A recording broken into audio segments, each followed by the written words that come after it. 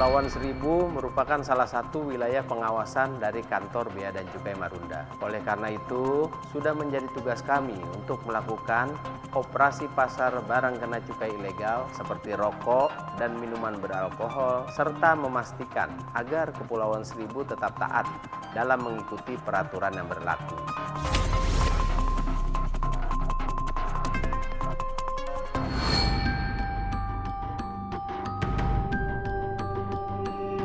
Karena Kepulauan Seribu hanya bisa dijangkau via laut, kami pun berkoordinasi dengan PSO Tanjung Priok dan Kanwil DJBC Jakarta untuk bersama-sama melakukan operasi gabungan menuju Kepulauan Seribu.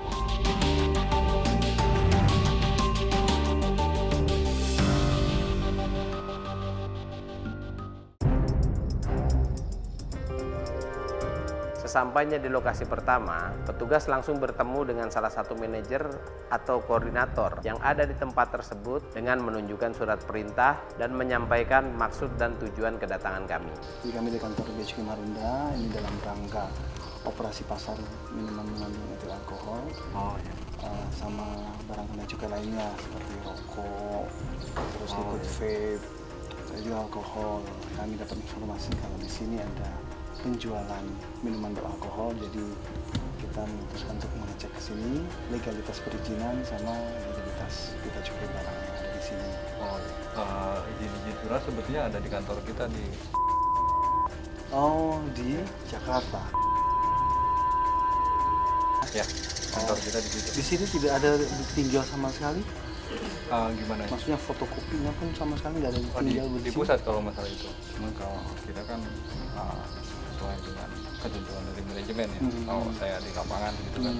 Untuk barang-barangnya sendiri penyimpanannya di mana aja Pak? Kalau minumannya di Minuman ada di restoran sini juga.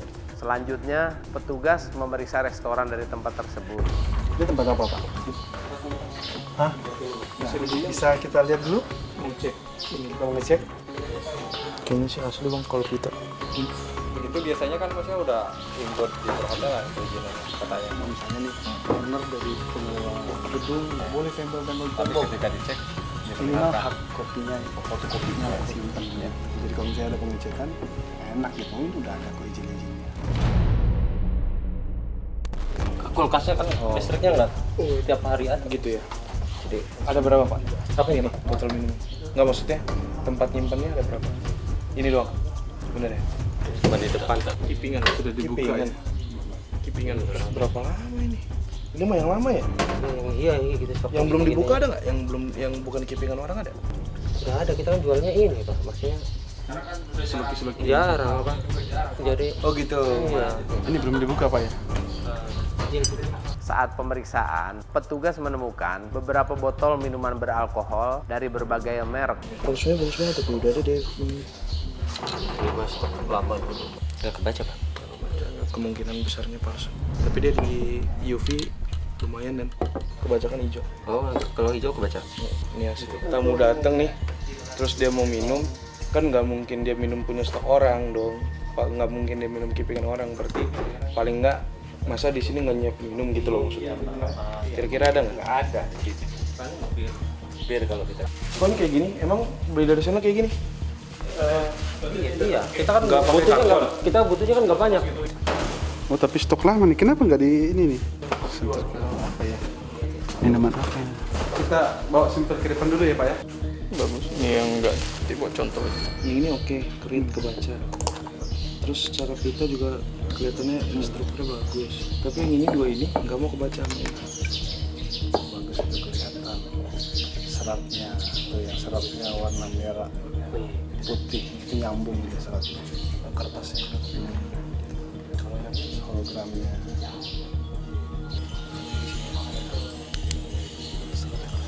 Tapi ini kertasnya bukan kertas pita cukai, itu kertas tukar. Ngeliatnya kalau sekilas bagus ya. Ini di giliran dipegang. Kemudian, petugas menanyakan dokumen perizinan berupa nomor pokok pengusaha barang kena cukai, Baru TDUP, SIUP MB sama NPPKJ berarti belum ada. Jadi step-stepnya itu TDUP, setelah ada TDUP, SIUP MB, setelah SIUP MB baru ke NPPKJ.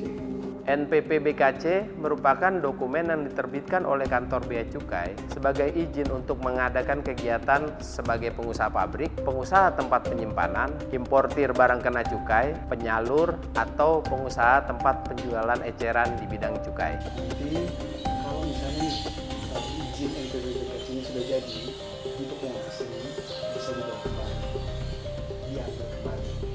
Tapi kalau mungkin yang kita dibuat langsung yang 5 itu nanti akan dimusnahkan. Jadi statusnya nanti akan jadi barang milik negara dan ujungnya nanti akan dimusnahkan. Oh gitu. Untuk penjualan tempat penjualan eceran yang menjual barang kena cukai yang tanpa izin, itu sanksinya 20. Sekarang maksudnya Pak, kita kan beli produk ini ya berikut cukai Pak. Oke, terus Kok maksudnya masih dipermasalahan lagi gitu? nah, ini kan masalahnya Pak, menjual minuman beralkohol pertama harus ada izin. Karena sekarang izinnya ada apa?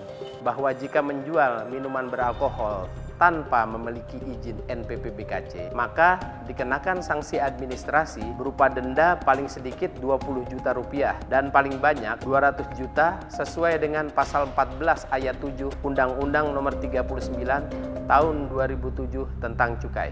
Kalau saya nggak kasih barangnya, biar Bapak selesai dulu aja sama kantor pusat gitu. Jadi kalau kami turun, kalau misalnya bukan ada barang yang ada TPS yang jual semuanya kalau sudah cukai, itu kita ambil, kita bawa. Tapi sifatnya kita nitip kita ambil untuk yang sudah cukainya asli. Misalnya gini Bapak bilang, saya bilang nih, wah ini kita duga palsu. Bapak kasih lihat saya dokumen cekanannya. Pak ini ada dokumen cekanannya Pak. Saya lihat kalau benar, saya kejar distributornya.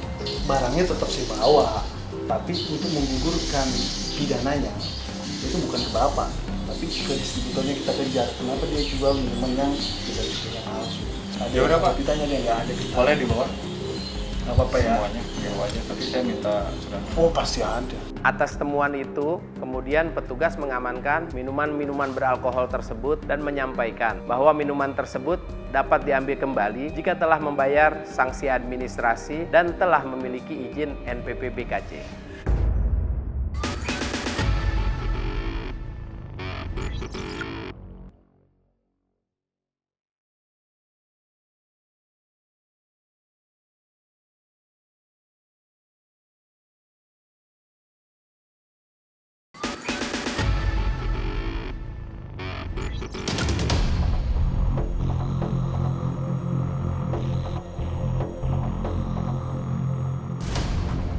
Sesampainya di tempat berikutnya, petugas bertemu dengan manajer dari resort tersebut.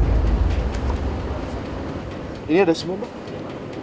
Ada semua? Sebagian minumannya ada yang Saat petugas memeriksa menu dari restoran, ternyata dari menunya tersebut petugas menemukan adanya menu minuman beralkohol. Oh yang ini ya? Kan ada wine per gelas. Kita di sini operasional aja Pak. Jadi yang Bapak minta surat izin apa ya? Kalau di kami itu namanya NPP BKC. Jadi kalau misalnya nih Bapak menjual minuman beralkohol, kan ada golongan A untuk bir, golongan B itu untuk wine yang kadarnya di atas 5 sampai di bawah 20.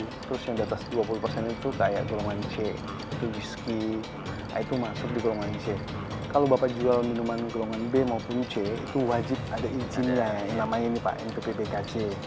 Dan harus disimpan di sini. Atas temuan itu, petugas kami menanyakan di mana minuman beralkohol yang dijual agar bisa memeriksanya. kita nggak jual alkohol banyakan sih Pak, karena tamu kita banyakan. Terakhir kapan? Kita 5-6 bulan ini memang nggak ada tamu. Kalau alkohol kita banyakan jualannya bir Pak.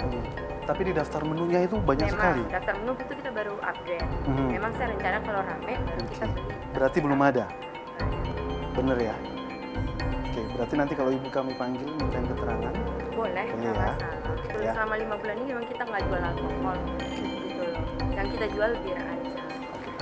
Kita cek ya Pak ya? Petugas pun kemudian melakukan pemeriksaan terhadap restoran tersebut. Daging-dagingnya. Ini minus berapa ini? Minus berapa? Minusnya 13. Oke, kan aja ya. Oke, udah kita cek yang sana ya Pak ya.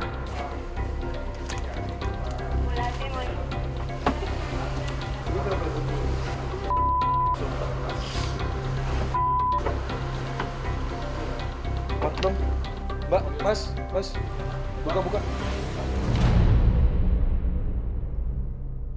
Pada saat dilakukan pemeriksaan, terdapat satu laci yang terkunci dan petugas pun meminta kepada karyawan restoran untuk membukanya.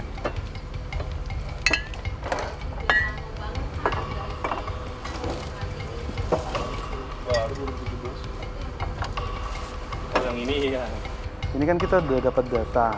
Iya. Transaksi terakhir Februari ada. Februari berarti bulan ini.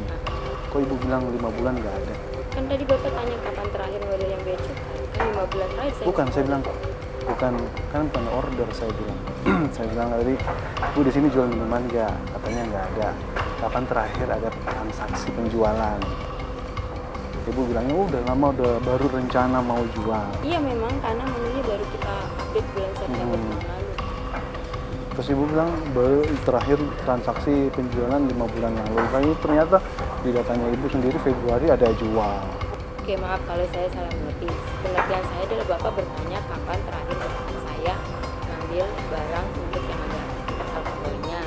Saya kan bilang 5 bulan terakhir memang kita ada di sini Pak. Saya tanya tadi, ada jual minuman nggak? Oh cuma jual bir saja. Iya kebanyakan memang kita jual bir saja. Nah ini buktinya apa Bu? Petugas pun melakukan pemeriksaan terhadap minuman-minuman tersebut. Kalau UV pakai UV kayak gini asli, ini asli nih. Beda cukainya asli nih. Dia masih bagus beda cukainya. Serat cacingnya ini lihat. Dia kalau asli itu nyambung dan halus, ini putus. Ternyata dari beberapa botol tersebut, petugas masih menemukan adanya botol-botol yang diduga menggunakan pita cukai palsu. Nah ini gimana Pak Gus? Katanya Bapak bilang tidak ada. Begitu kita cek nemu 30 botol lebih. Itu memang udah lama itu Pak, nggak Makasih. dijual ya. Nih ada penjualan.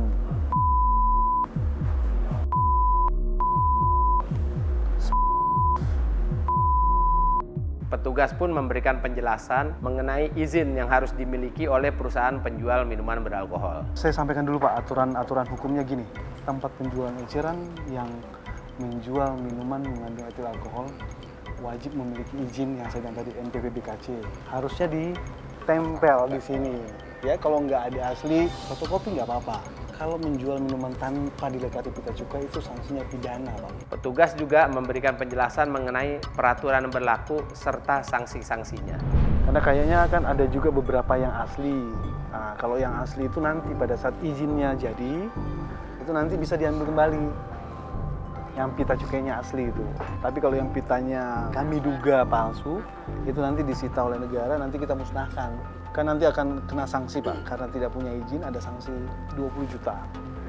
Tidak ada pencatatan, sanksi 10 juta. Tidak ada dokumen C6, sanksi 5 juta.